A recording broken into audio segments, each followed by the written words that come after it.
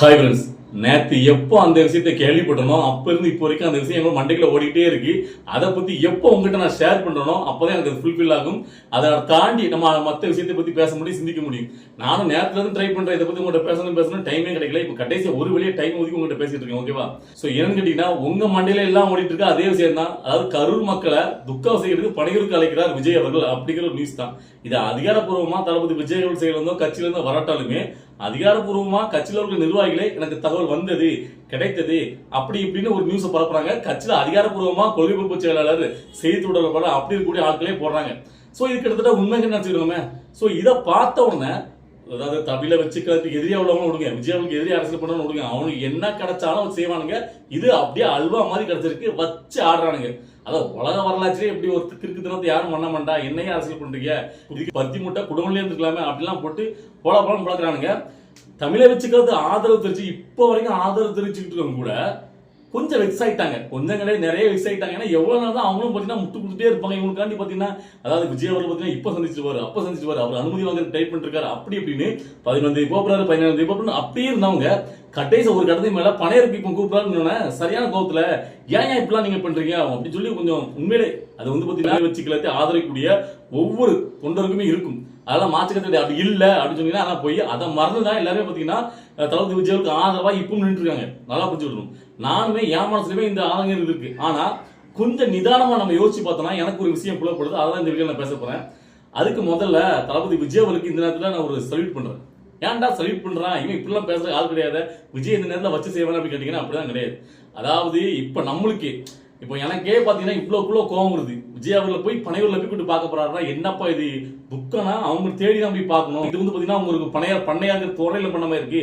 எல்லாருமே கேவலப்படுத்தும், எப்படிதான் உங்களுக்கு முட்டு கொடுக்க முடியும்? அது என்ன அரசியல் இவருக்கு? அப்ப தைரியமே இல்லையா? அப்படின்னா தமிழை வச்சுக்கிறது ஆதரவுடைய நாமளே இப்படி வந்து பாத்தீங்கன்னா இப்படி வெக்ஸாவும் எல்லாம் தெரிஞ்சு அவர் பனையூர்ல போய் கூப்பிட்டுருக்காருன்னா அவருக்கு ஒரே ஒரு காரணம் தான், பாதிக்கப்பட்ட மக்களை நான் சந்திக்காம என்னுடைய அடுத்த கட்ட அரசியல் நிகழ்வே கிடையாது அப்படிங்கிற மனுஷன் உறுதியா நிக்காரு, வில்புட்டா நிக்காரு. அதுதான் ராயல் ஸ்வீட்.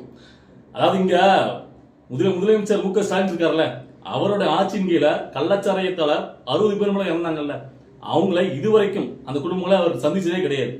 நல்லா புரிஞ்சுக்கணும். ஆனா அங்கெல்லாம் யாருமே நம்ம இவ்வளவு கொந்தளிக்க கிடையாது. அவங்க கட்சிக்காரங்களும் அவ்வளவுக்குள்ள மனசாட்சி உறுத்துற கிடையாது. ஆனா நம்மளுக்கு உறுத்துது. விஜய் அவர்கள் இங்கே போய் பார்க்கலையே, இப்ப அங்கிட்டு அதாவது பார்க்காம இருக்கப்படும் கிடையாது, அவங்கள பார்க்க போறாங்க. அந்த மக்களும் அதுக்கு வந்து இசைந்து விஜயாவில பார்க்கணும், அவ்வளவுதான், நாங்க வரவங்களால வர முடியல, சரி ஓகே அப்படிங்கிறாங்க. நல்லா புரிஞ்சுக்கணும். அந்த மக்கள் போனா அவங்களே காசு கட்டி பணத்தை கட்டி அவங்க போக கிடையாது, ஒரு எல்லா வழியும் செஞ்சு கொடுக்க போறாரு. ஆனா கரூர்ல போய் பார்க்க போறாங்க. எதுக்கு? அந்த மக்களும் சம்மந்தம் தெரிவிக்காங்க. இவருக்கும் ஓகே. ஆனா நடுவில் நம்மளுக்கு குச்சம் உணர்ச்சிருக்குன்னா நாமளும் நல்லவங்களா இருக்கும். தமிழை வச்சுக்கிறதை ஆதரக்கூடிய தோழர்களும் இந்த மாச்சமேன் விரும்புகிறோம் தளபதி விஜய் ஆதரிக்கிறவங்களும் நல்லவங்களா இருக்காங்க. அதனால குச்ச உணர்ச்சி உறுத்துது. அதே இது டிஎம்கே காரங்க எவனுக்குமே குச்ச உணர்ச்சி கொடுத்தாரு. அவரு அவங்க கீழே அவருடைய ஆட்சியின் கீழே தான் 66 உயிர்கள் போகுது. அவர் எதுக்குமே அவங்க குடும்பத்தையும் பார்க்கல, அவர் எங்க கூட்டியும் சந்திக்கல. ஆனா அதை பத்தி அவங்க கவலைப்படல. நல்லா புரிஞ்சு கொடுக்கணும். அதாவது அப்போ அவங்க 2 பேருக்கும் டிஃபரெண்டா பார்க்கணும். சோ அதனால இந்த விஷயத்தை பயன்படுத்தி இந்த நாம் தென்கட்சியில சாட்டைன்னு ஒரு இருக்காங்க, ஆமாலாம் பயங்கரம் உள்ள புகுந்து விச்சல் வரிசையா கோவப்படுறாங்க. ஆமாடா கோவப்படுறோம், அப்ப நானுமே கோவப்படுறேன். அதெல்லாம் ஆதங்கம். ஏன் இவரெல்லாம் அமைதியா இருக்கீங்க? ஏதாவது ஒண்ணு பண்ணுங்க, எதையாவது ஒண்ணு பண்ணுங்க, என்ன வேணா பண்ணுங்க, ஆனா எதையாவது ஒண்ணு பண்ணுங்க. அதான் என்னுடைய ஆதங்கம்லாம். நீங்க அமைதி மோட்ல சைலண்ட் மோட்ல இருக்காதீங்க. அரசியல் வந்தாச்சு, ஒரு துன்பம் அடைஞ்சிட்டு டக்குன்னு அடுத்த வெளியில வாங்க, அடுத்த தலைவர் பேசுங்க, நடவடிக்கை எடுங்க அப்படிங்கிறது நம்முடைய ஆதங்கம். ஆனா அது வந்து கோபம் கிடையாது. இவனுக்கு எப்படி இப்ப இந்த விஷயத்தை கையில எடுக்காங்கன்னா திமுக நாமத்தை வச்சு விச்சோல வரிசை கோப்பறேன்னா ஆதரவு தெளிவு பண்ணுவாங்க நம்ம பசங்க. இப்ப தளபதி விஜய் அவர்கள் அந்த மக்களை சந்திக்கட்டுமே, சந்திச்சு அவருக்கு மயக்க பிடிச்சி 2 வார்த்தை பேசட்டுமே, அவ்வளவு பேர் பூஸ்ட் ஆயிடுவானுங்க. இப்ப நாமளே பயங்கர ஒரு பூஸ்ட் ஆயிடும், நின்று விளையாடலாம் அப்படின்னு சொல்லிட்டு அந்த ஒரு எதிர்பார்க்கிறது தான் விஜய் மேல அதிகமா இருக்க தவிர விஜய் மேல கோபம் கிடையாது. பாதிக்கப்பட்ட மக்கள் 41 குடும்பத்திலும் கோபம் இல்ல. விச்சல் வாரிசுக்கு ஏன்டா கோபம் இருக்கு? விச்சல் வாரிசுலயே ஹெட்டே நானாண்டா. நான் சொல்றேன், அதாவது தளபதி விஜய் அவர் கட்சி நாம கிடையாது. ஆனா தளபதி விஜய் ஆதரிச்சுட்டு இருக்கோம். எனக்கு அவருடைய அந்த மன அழுத்தம் புரியுது. உலகமே இந்த விஷயத்தை இப்படி பண்ணாருன்னா கிண்டல் பண்ணி தெரிஞ்சு அவர் பாக்காருன்னா அவர் மத்ததை பத்தி எதை பத்தி கவலைப்படல. நல்லா புரிஞ்சுக்கணும். அவரை பொறுத்த வரைக்கும் நான் அந்த மக்கள் சந்திக்கணும், சந்திச்சதுக்கு அப்புறம் தான் என்னோட அடுத்த கட்ட அரசியல் நிகழ்ச்சி நடத்துவது நிக்காருல, அதுதான் மனசு. அந்த மனசு இங்க எவனும் கிடையாது, எந்த அரசியல்வாதியும் கிடையாது. அவனோட அரசியலை மட்டும் தான் கணக்கு வச்சு பண்ணுவான். ஆனா நமக்கு ஒரு ஆதங்கம் இன்னும் இருந்துட்டு இருக்கு. இதை நீங்க ஏன் அதாவது சில பேர் கேட்கலாம், நீங்க பன்னீர் விஷயத்தை கூட்டு பண்ண முடியுமா? இங்க எவ்வளவு மண்டபங்கள் இருக்கு, நாமக்கல்ல இருக்கு, திருச்சியில இருக்கு, எங்கேயாவது ஒரு ஆர்கனைஸ் பண்ணி அவர் பண்ண முடியல, அவரால் ஒரு மண்டபத்தை விளக்க வாங்க முடியுங்க அப்படிலாம் சாட்டை பேசலாம். சாட்டை சொல்றான், ஏன் காசு ஒரு மண்டபத்தை புக் பண்ணி தரேன் இப்படி நடத்த சொல்லுங்க அப்படின்னு. டேய் நீங்களாம் போயிரு. அவங்களாம் நேரத்தை என்ன பதில் கொடுத்துருந்தேன், நீங்க பார்த்துருப்பீங்க. ஸோ இப்படி எல்லாம் அதை வச்சு அரசியல் பண்றான். ஸோ அப்ப இவ்வளவுக்குள்ள யோசிக்கிறவர் இவ்வளவு நம்ம கிண்டல் பண்ணுவான்னு தெரிஞ்சுமே இதை பண்றாருன்னா அங்க ஏதோ சம்திங் நடந்துட்டு இருக்கு. இவரை வந்து பாத்தீங்கன்னா அந்த மண்டபத்துல அவர் வச்சு பண்ணக்கூடாது, கரூருக்கு போகக்கூடாதுங்கிறதுலே திட்டமிட்டு அவங்க கேட்கறத பண்ணிருக்க மாட்டாங்க. நீங்க எல்லாரும் ஈஸியா சொல்றீங்களா, இதுக்கு அனுமதி கேட்கணும், நீ என்ன போராட்டம் பண்ண போறியா, ஆர்ப்பாட்டம் பண்ண போறியா, பாதிப்பட்ட உங்க கட்சிக்கார மக்களை பாக்குறதுக்கு யார்கிட்ட அனுமதி கேட்கணும். ஏன்னா வெண்ணமான அவர் வந்து பாத்தீங்கன்னா சாதாரணப்பட்ட ஆள் கிடையாது. இப்ப அவர் போறாருன்னு தெரிஞ்சு வச்சுக்கேன், கரூர் விஷயம் மிகப்பெரிய விஷயம் ஆயிட்டு. எல்லாரும் பாத்தீங்கன்னா உலகத்திலேயே அவர் கார் வீட்டுல இருந்து வெளியே வந்துட்டு அவர் ரோட்ல வந்துட்டாரு, இங்க போறாரு அங்க போறாருன்னு கண்கொத்திக்காம பாத்துட்டு இருக்கானுங்க. அப்போ அவரு கரூருக்கு போக போறாரு அப்படி ஒரு சின்னதா ஒரு விஷயம் செஞ்சா கூட போதும், எப்படி கூட்டம் கூடும். அப்ப அந்த கூட்டம் கூடும் போது வேணும்னே திரும்ப அந்த கூட்டத்துல தள்ளுமொழி எப்படிதான் ஆகி போச்சுன்னா திரும்ப யாரு அவருக்கு இதுவே பெரிய ஒரு பாதிப்பு. நீங்க அரசியல் அவர் எதிர்பார்த்தது எவ்வளவு எதிர்பார்த்தாரு, நீங்க என்ன வேற மாதிரி ஒரு ஆட்டம், இந்த மாதிரி ஒரு ஆட்டத்தை அவர் கனவு நினைச்சு பார்க்கல. அவரை பார்க்க வந்த மக்கள் ஒரு 41 பேரை கொடுத்துதான் அவர் ஒரு அரசியல் பண்ணணுங்கிறதே அவருக்கு மிகப்பெரிய ஒரு வழி உண்டாக்கிட்டு இருக்கு. ஏன்னா அவர் வந்து பாத்தீங்கன்னா அந்த மக்களுக்காக ஒரு அரசியல் பண்ண வராரு. சோ அப்ப 41 வீர்ல காவு வாங்கி தான் நம்ம இந்த அரசியல் பண்ணணுமா? அப்ப இவங்க எந்த எல்லைக்கெல்லாம் போவானுங்க, நம்ம மக்களை இன்னுமே பத்தி நம்மளுக்காக பழி கொடுக்கணுமாங்கிற எண்ணம் கூட அவர் மனசை ஊத்திட்டு இருக்கும். ஆனா அதையெல்லாம் தாண்டி இனிமேல் யாருக்கு இப்படி நடக்கூடாது அப்படின்னு அவர் ஒரு வில் போட்டு அவர் நிக்காருல அரசியல் பண்ணியா இருக்கணும்னு. சோ அப்படி நிக்கிற மனசுதான் பாராட்டாம நம்ம எல்லாரும் ஏத்துட்டு இருக்கோம். ஏன்னா நம்மளுக்கு ஒரு சாதாரண மனசு, நம்ம நல்லவங்க இருக்க போய் நம்ம வந்து விமர்சனம் பண்ணிட்டு இருக்கோம். ஆனா எதிரிகள் அப்படி கிடையாது, இதை வச்சு அரசியல் பண்ணிட்டு இருக்கானுங்க. அதாவது எதிரிகள் சில பேர் சொல்றானுங்கல்ல, அதாவது பாத்தீங்கன்னா தலைவன்னா மக்களோட போய் மக்களா நிக்கணும், அந்த கருணாசன் மதிய ஆட்கள் சாட்டை இவனமா இருக்கலாம், அதாவது என்னதான் மாற்றுக்கத்து இருந்தாலும் முக ஸ்டாலின் அவர்கள் அப்படி இரவோடு இரவா வந்து நிக்காருல அப்படின்ட்டு. ஏன்பா இது வந்து அடுத்த கட்சி சம்பந்தப்பட்டிருக்கு, அவர் எதிர்க்க வந்த கட்சி விஜய் அவர்கள் சம்பந்தப்பட்டிருக்காங்க, அவரோட போய் நல்ல பேர் வாங்க போறீங்க. நீங்க ஆட்சமிக்கிற வேங்க வேல்க்கணும் போல முக ஸ்டாலின் அவர்கள். இன்னும் பாத்தீங்கன்னா அந்த கவின் அதுக்கு போகவே இல்லை. ஆனா பிள்ளைக்கு போய் பார்க்க போனாரா, இல்ல கலாச்சாரத்தை பத்தி அடுத்த ஊருக்கு பார்க்க போனாரா, எதுக்குமே பார்க்க போகல. ஆனா தளபதி விஜய் அப்படி கிடையாது. அவர் நடிகரா இருக்கும் போதே அவர் எத்தனை பேர் குடும்பத்துக்கு, அதாவது ஸ்டெர்லைட்ல துப்பாக்கி சூடு திட்டங்களுக்கு யாருங்க போனா, இரவோடு இரவா யாருக்கும் தெரியாம நைட்டோ நைட்டோ எல்லா குடும்பத்துக்கும் நேரில் போனவர். சோ அப்ப இப்ப போகாம இருக்காருன்னா அப்ப அதே தெரிஞ்சுக்க வேண்டாமா அவர் எவ்வளவுக்குள்ள மன அழுத்தத்துல பாதிக்கப்பட்டிருக்காருன்னு. சில பேர் சொல்றான் அவர் வந்து பாத்தீங்கன்னா அவருடைய பாதுகாப்பு அவர்லாம் பாதுகாப்பு காண்டினா அந்த ஸ்டெர்லைட்ல எல்லாம் எந்த ஒரு இது இல்லாம ஒரு சின்ன பையன் தான் அவருக்கு தவறு கொடுத்து கட்சியில் உள்ள அவங்க பைக்ல போய் எல்லாரும் வீட்டுக்கு போயிட்டு வந்துட்டாரு. சோ அப்ப இங்க ஏன் போக முடியலன்னா இங்க ஒரு இஷ்யூ ஆயிருக்கு, 41 ஊருக்கு போயிருக்கு. சோ அப்படிங்கும்போது திரும்ப எடுத்தவங்க முடிவு பண்ணிட முடியும் நீ நினைக்கிற மாதிரி. சோ அப்ப இவ்வளவு நாளா ஏன் வெயிட் பண்ணிட்டாரு, அன்னைக்கே கரூர் மக்களை அங்க கூட்டு சந்திச்சுலாம் கேட்டீங்கன்னா இது எவ்வளவு பெரிய ஒரு அவமானமா ஏற்படும், எவ்வளவுக்குள்ள எல்லாரும் அதை வச்சு பெரிய ஒரு அரசியலே பண்ணுவாங்க. அவருக்கு இது வந்து ஏன்னா கரூர் சமூகமே தளபதி விஜய் பேக் ஃபயர் கிடையாது, எதிரிக்கு தான் பேக் ஃபயர். ஆனா இப்போ பறையூர்ல போய் கரூர் மக்கள் சந்திச்சாருன்னா அது கண்டிப்பா பெரிய அளவு விவாதிக்கப்படும். அவருக்கு அது கண்டிப்பா ஒரு தாக்கத்தை தான் அவர் மேலே ஏற்படுத்தும். அது பின்னாடி ஏற்படுத்தும், அதெல்லாம் எனக்கு மாற்றிக்கிறது கிடையாது, உண்மை அதுதான். அது கண்டிப்பா பாத்தீங்கன்னா அங்கதான் சந்திக்கணும், இல்ல அந்த ஊர் பக்கத்துல எங்கேயாவது ஒரு மண்டபத்தை போய் சந்திக்கணும். அதை விட்டுட்டு சென்னை கூட்டம் சந்திக்கிறது ஒரு எல்லாராலையும் பாத்தீங்கன்னா ஒரு விவாதிக்கப்படும். ஆனா அதெல்லாம் தெரிஞ்சு அவர் இந்த முடிவு எடுத்துக்காருன்னா கடைசி வரைக்கும் போராட்ட பார்க்க முடியல. கடைசி ஒரு முடிவு நான் அந்த மக்கள் சந்திக்கணும், சந்திச்சதான் அவர் அடுத்த அவர் வந்து ஒரு இப்போ நான் வந்து பாத்தீங்கன்னா இதை பத்தி உங்கள்கிட்ட பேசணும் இதை பேசினாதான் என் மைண்ட் ரிலீஃப் ஆகுறதில்ல.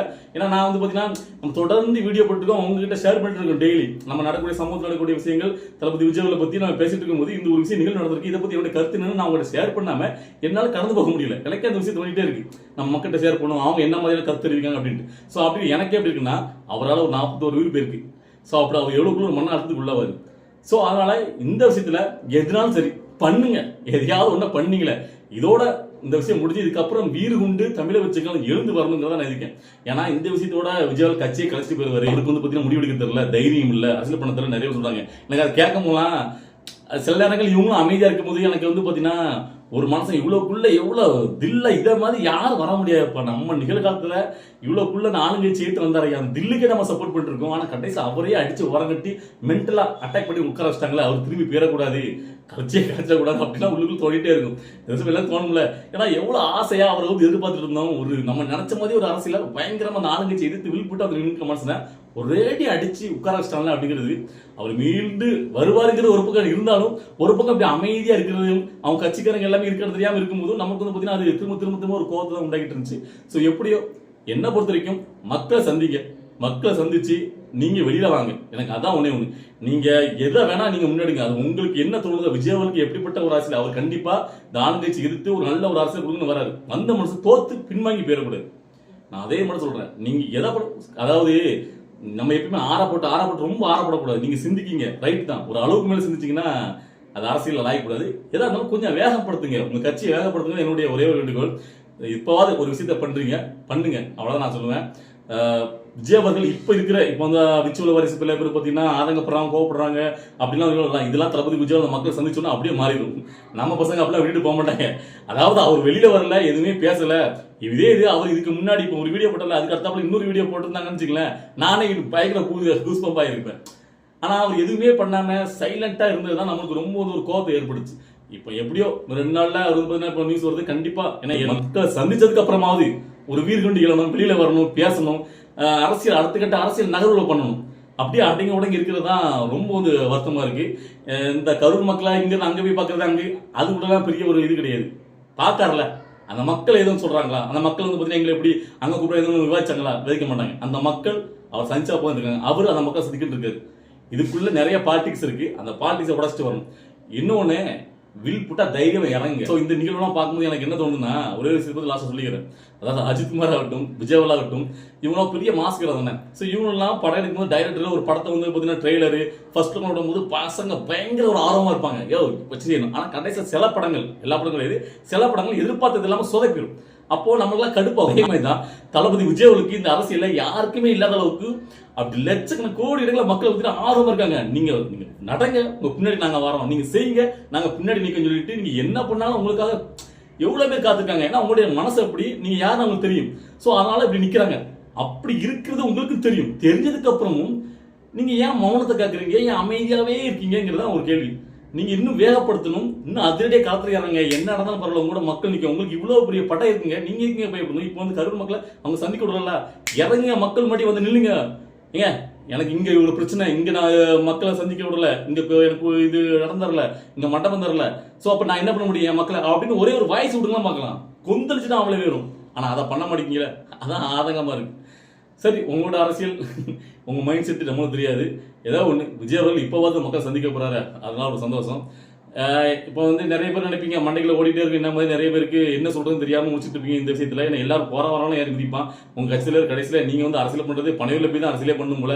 இவர் என்ன மாதிரி தலைவர் வெளியிலே வரலன்னா இவரெல்லாம் இவருக்காண்டி நீங்க என்ன கொல் குடிக்க அப்படின்னு சொல்லுவானுங்க. அதெல்லாம் நம்பாதீங்க. இதை விட கேவலமான நிறைய இருக்கானுங்க, நீங்க பார்த்துட்டு இருப்பீங்க. ஸோ அதை விட தளபதி விஜய் அவர்கள் பெட்டர் தான். அவர் அங்கே போகலன்னா, இதுக்கு முன்னாடி எதுக்கோ போனவர் அவரை பார்க்க வந்து மக்களுக்கு போகலன்னா அதனுடைய நிலைமையை புரிஞ்சுக்கிடுங்க. ஓகேவா, அவர் வேணும்னே அங்கே போகாமல் இருக்கல, அதையும் புரிஞ்சுடுங்க. ஸோ இந்த விஷயம் இதோட முடியட்டும். அடுத்த தளபதி வீர்கொண்டு எழுந்து வரணுங்கிறத என்னுடைய ஆதங்கம். நம்முடைய ஆதங்கம்லாம் தளபதி விஜய் வெளியே வந்து பேச ஆரம்பிச்சுட்டா அப்படியே மறைஞ்சிடும். ஓகேவா, ஸோ இந்த வீடியோ பார்க்கும்போது உங்களுக்கு என்ன தோணுச்சு அப்படிங்கிறத உங்களுடைய கருத்துல கமெண்ட்ல பதிவு பண்ணுங்க. நம்முடைய அடுத்த வீடியோ பார்க்கலாம். பாய்.